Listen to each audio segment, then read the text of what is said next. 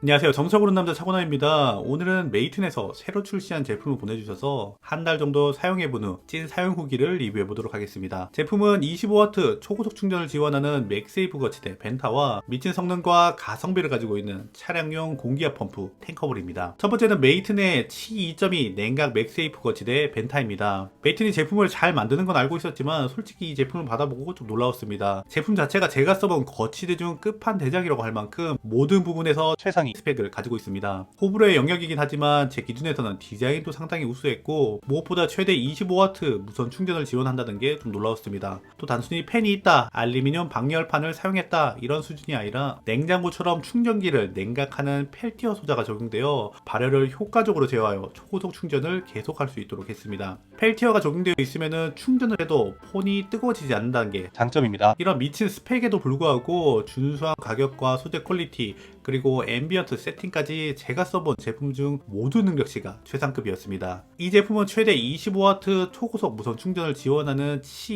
2.2 규격이 탑재되어 있습니다. 스펙상으로는 25W를 지원하고 그 이상 나온다면 아마 펠티어 소자가 적용되어 2에서 3W는 냉각에 사용되지 않을까 생각합니다. 불과 얼마 전까지 치2 규격이 적용되어 이제 아이폰도 15W 무선 충전을 지원한다 이랬던 것이 불과 이번 연초인데 이제는 2.2로 업그레이드 되면서 25W 무선 충전이 가능한 거치대가 나오는 게 사실 좀 놀랍습니다. 무선 25W 충전이 얼마나 빠른지 감이 안 오시는 분들이 있을 텐데요. 25W는 갤럭시 S25가 지원하는 최대 유선 충전 속도와 같고 아이폰 15 프로 기준으로 39분 충전 시 29%에서 81%까지 충전되었습니다. 이 정도 속도면은 잘 때 충전을 안 해놓아도 출근할 때 거치대에 올려놓으면 완충이 될 수 있는 속도입니다. 이 정도 충전 속도를 가능하게 하는 것이 바로 펠티어 소자 덕분인데 무선 충전은 아무리 출력이 높아도 열이 발생하면은 핸드폰에서 충전 속도를 줄여버리기 때문에 열 관리 이꼴 성능입니다. 방열팬도 있고 방열핀도 있지만 역시 핵심은 펠티어 소자인데 펠티어 소자는 전기 에너지를 이용해 한쪽은 냉각하고 다른 쪽으로 열을 내보내는 열전 소자로 쉽게 말해서 거치대 뒤쪽에 냉장고가 붙어 있다고 생각하시면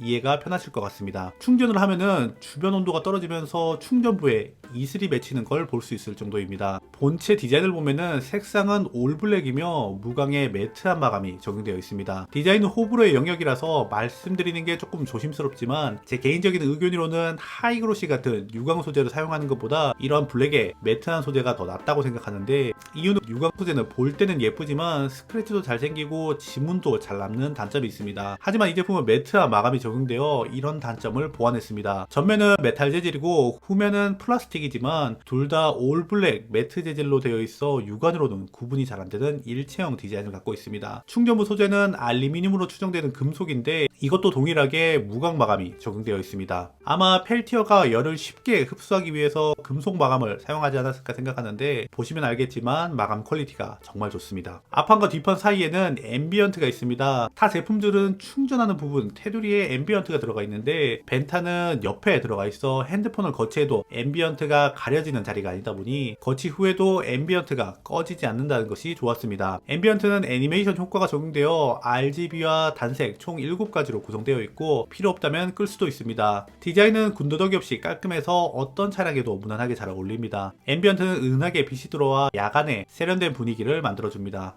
마지막으로 평소에 포장 보고 감탄하는 경우가 거의 없었는데 이건 딱 받았을 때부터 포장에 신경을 많이 썼구나 하는 게 느껴졌습니다. 무광 블랙의 거치대 컨셉의 찰떡인 디자인이고 포장뿐만 아니라 구성품 퀄리티도 상당히 좋습니다. 특히 송풍구 마운트는 아래쪽 받침대와 분리도 가능하고 각 관절도 아주 부드럽게 움직입니다. 뿐만 아니라 사출 마감, 움직일 때 구분감 등 모든 부분에서 고급이라는 느낌이 확 옵니다. 한 달 정도 써보면서 이 가격대, 이 성능, 이 마감 제가 써본 것 중에 압도적으로 좋아서 어떤 거치대를 살지 고민하고 계신다면 주저없이 이거 사시면 될 것 같습니다. 두 번째는 탱커블 차량용 공기압 펌프입니다. 메이튼에서 새로 출시한 신제품으로 이름처럼 탱크급 성능을 가진 공기 주입기입니다. 일반적인 핸디형보다 훨씬 강력한 성능을 가지고 있다 보니 유선이라고 생각할 수 있지만 놀랍게도 무선이며 배터리 용량은 7800mAh, 최대 출력은 124W로 상당히 강력합니다. 이름만 보면은 탱커블이라 덩치가 엄청 클 것 같지만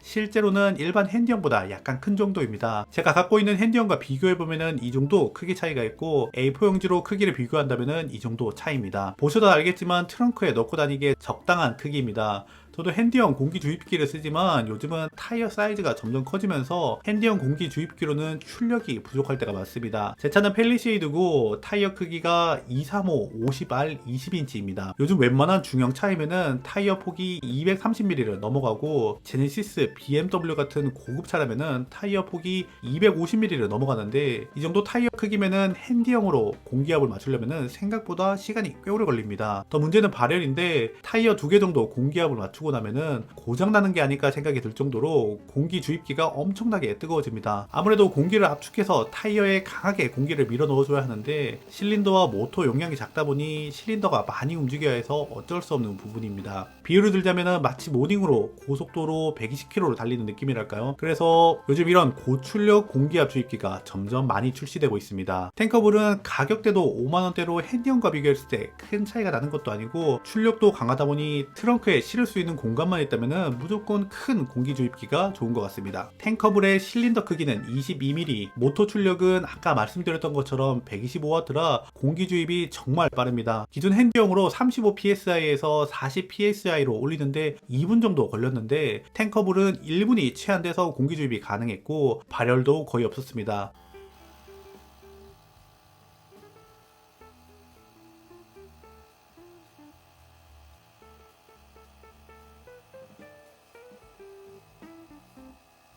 충전 막바지에 정확도를 높이기 위해서 속도를 자동으로 줄이는 기능이 들어가서 주입 속도가 조금 지연이 있었지만 이것만 아니면은 훨씬 빨리 주입이 가능했을 것 같습니다. 외형은 깔끔한 화이트 톤에 전면에는 최대 300루멘 밝기의 LED 라이트가 적용되어 있습니다. 보통 스마트폰 플래시가 50에서 150루멘 정도니까 300루멘이면은 어두운 밤이나 지하주차장에서 충분히 작업할 수 있는 정도의 밝기이고 또 LED 버튼을 누르면은 전멸 모드로 바꿀 수 있어서 야간에 사고 났을 때 사용하면 좋을 것 같습니다. 다만 화이트 외장재는 초반에는 예쁘지만 쉽게 때타지 않을까 좀 걱정이 되긴 합니다. 윗부분에는 LED 디스플레이와 조작 버튼이 있는데 사용법은 아주 직관적입니다. 전원 버튼으로 전원을 켜고 M 버튼으로 자전거, 공, 튜브 등 모드를 선택할 수 있습니다. 자동차에 주입할 때는 자동차 모양을 선택하고 플러스 마이너스 버튼으로 공기압을 0.1psi 단위로 조정하면 됩니다. 사용하실 분들은 없겠지만 최대 130psi까지 설정이 가능하고 노즐은 3가지가 기본 적용되며 본체 뒤쪽에 수납할 수 있는 공간이 있어 노즐을 잃어버릴 걱정 없이 깔끔하게 정리가 가능합니다. 다양한 노즐은 모든 브랜드가 기본으로 제공하지만 꼭 필요할 때 찾으면 없는데 탱커블은 뒤쪽에 정리할 수 있어 노즐을 못 찾아서 바람을 못 넣는 일은 없을 것 같습니다. 노즐은 튜브, 자전거, 공에 주입할 수 있는 노즐이 따라옵니다. 가장 중요한 자동차 공기압을 넣을 때 사용하는 노즐은 이렇게 수도꼭지 같이 생긴 노즐입니다. 위에 있는 레버를 내리면은 체결되고 위로 올리면은 분리가 되기 때문에 아주 편리합니다. 나사식은 노즐을 탈착할 때 바람이 빠지는데 이 제품은 그런 현상이 없어서 좋았습니다.